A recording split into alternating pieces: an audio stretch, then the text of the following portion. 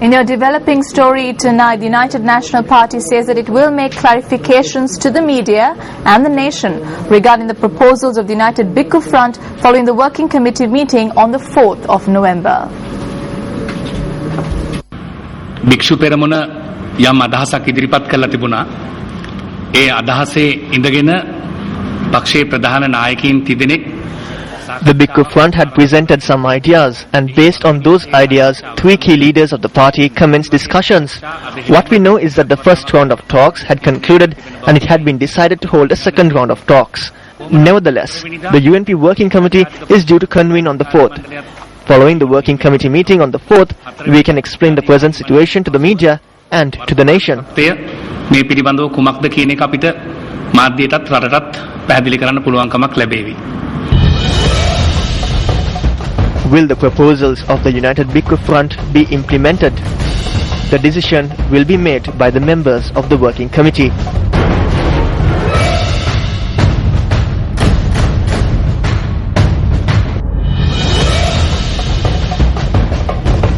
Ranil Wickramasinghe, parliamentarian. John Anthony Emmanuel Amartunga, parliamentarian. Joseph Michael Ferreira, parliamentarian, national list.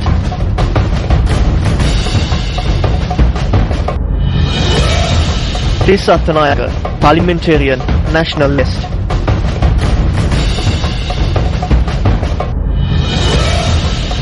Daya Gamage, provincial councillor, defeated at the 2010 parliamentary election.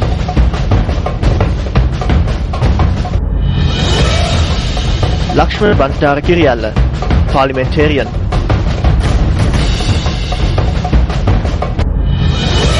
D.M. Swaminathan, parliamentarian, national list.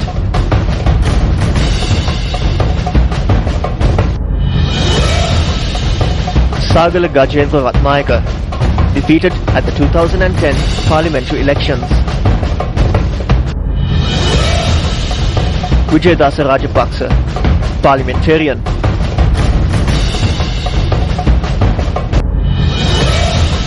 Amara Piyasili Ratnayaka, former parliamentarian.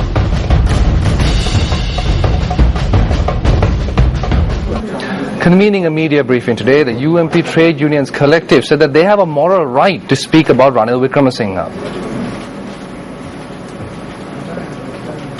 ආදුරන් ඉදිරිපිටට ගිහිල්ලා පොරොන්දුනේ ඔබ වහන්සේලාගේ ක්‍රියාවලිය අනුව එකඟව මම කටයුතු කරනවා. දින 14කින් He went before the monks and promised them that he would work in accordance with their process and implement it within 14 days. He has broken the promise made to the respected Bhikkhu Front. This is very dangerous. Will we accept the party manifesto put forward by Ranil Wickramasinghe for upcoming elections? This is what the working people are asking us. They say, your leader does not keep the promises made to you.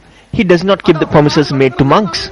He does not keep the promises he makes to the working committee. They say that we are coming forward with this leader and saying that we will protect the nation and return what was taken away, rest things in the public and remove the private sector and give the ordinary man his place. They ask if they can accept what is being said by a man who has violated principles. How are the people to accept his policies? ප්‍රතිපත්ති කඩපු මිනිහගෙන් කොහොමද ප්‍රතිපත්තියක්? In more news from here at home, a book on Speaker Chamal Rajapaksa was launched today. Yes, the book launch was held in Colombo today under the auspices of President Mahinda Rajapaksa. The book was launched parallel to Speaker Chamal Rajapaksa's birthday.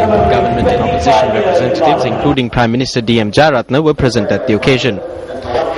Born on the 30th of October 1942, Chamal Rajapaksa is the eldest son of the late D.A. Rajapaksa. A product of Richmond College Galle, Chamal Rajapaksa also served as a police officer. He also served as the Assistant General Manager of the State Trading Corporation prior to entering active politics through the 1985 by-election for Mulkirigala. Speaker Chamal Rajapaksa also held a number of ministerial portfolios and gave leadership to a number of development initiatives. You must give the best response to the questions people are raising about politicians from the Pradeshia Sabha right up to Parliament and their distaste for them. Your character is an example for all Sri Lankan politicians from the provincial councillors to the cabinet of ministers.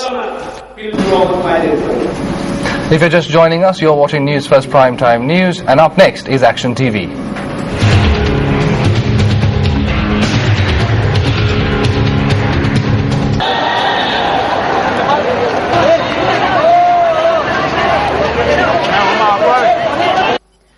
this scramble to secure employment in Korea is only one aspect of the extent of unemployment in the nation. The scramble to secure application forms for the Korean language aptitude test, a prerequisite for employment in South Korea, which has persisted since 2004, was not witnessed over the past 2 years as the process of issuing application forms was reviewed and the necessary corrections made. In 1994, South Korea laid the foundation for creating employment opportunities for foreigners through the D3 permit system. For 10 years since then, Sri Lankans have received a significant amount of the jobs available due to an agreement struck between the South Korean Labour Ministry and the Sri Lanka Foreign Employment Services Bureau. In 2004, South Korea introduced the E9 permit system to replace the D3 permit system. Under this permit system, job opportunities were provided for foreigners in the industry, fisheries and construction sectors. While passing the Korean language aptitude test is a compulsory prerequisite under the E9 permit system, in 2005 alone, Sri Lankans received 14,000 jobs in South Korea through this permit system. As of today, about 23,000 Sri Lankans are currently employed in South Korea under the E9 permit system. While Sri Lankans received 4,300 jobs in South Korea under this permit system last year, so far this year only 3,900 Sri Lankans have received employment. This year, the South Korean Labour Ministry, together with the South Korean National Fisheries Cooperatives Federation, introduced the E10 permit system. Under this permit system, employment is provided only to nationals of China, Vietnam and Sri Lanka. The E10 permit system, which does not take into consideration the Korean language aptitude test, was instituted in order to secure individuals below the age of 35 who have the necessary skills and experience in the fisheries sector. South Korea, which learnt a valuable lesson through the recruitment of individuals who had never witnessed the sea to the fisheries sector through the E9 permit system, has instituted the E10 permit system, which involves only the governments of the 4 nations and the affiliated fisheries federations. While the other 3 nations have reached agreements with the South Korean National Fisheries Cooperatives Federation under the new permit system, the National Fisheries Federation of Sri Lanka, which is affiliated to the Ministry of Fisheries, has been unable to do so as the Sri Lanka Foreign Employment Services Act No. 21 of 1985 has come in its way. As per this act, only the Foreign Employment Services Bureau is vested with the authority to send Sri Lankan nationals abroad for employment. Since August this year, the authorities here have been addressing letters to the South Korean authorities reiterating this issue. The response of the South Korean authorities can be placed in context by saying that they are not willing to change the fundamentals of the E10 permit system in a manner that would be akin to cutting their feet to suit the shape of the shoe. As per this email addressed by the South Korean National Fisheries Cooperatives Federation to the Minister of Fisheries and Aquatic Resource Development on the 18th of this month, there is a possibility that the fisheries sector jobs allocated for Sri Lankans could be provided to other nationals.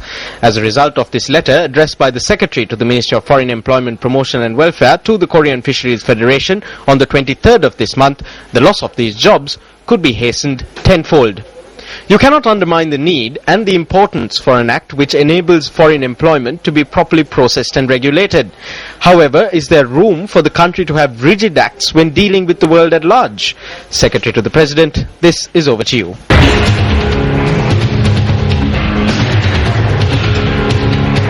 Now, in your business news, a group of Sri Lankan businesswomen are preparing to join the Commonwealth Business Forum for the first time.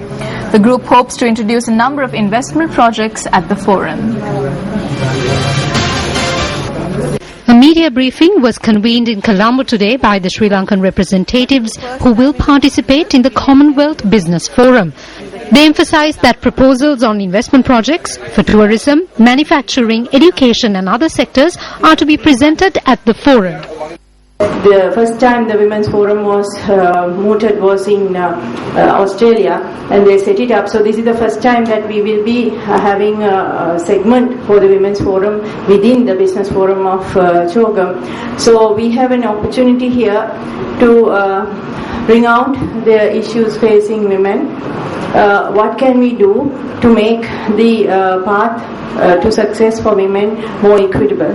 So that is, I thought, we should focus on to lobby at policy level if there are any changes needed, how we can get there, how we can help others to come.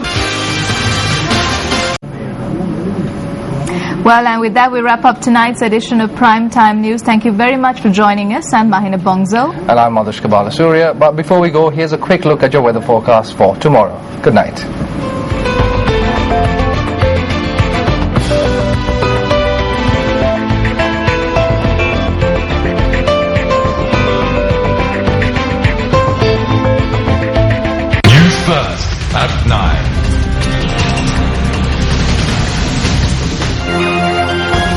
Hotline 0114-896-896. www.newsfirst.lk.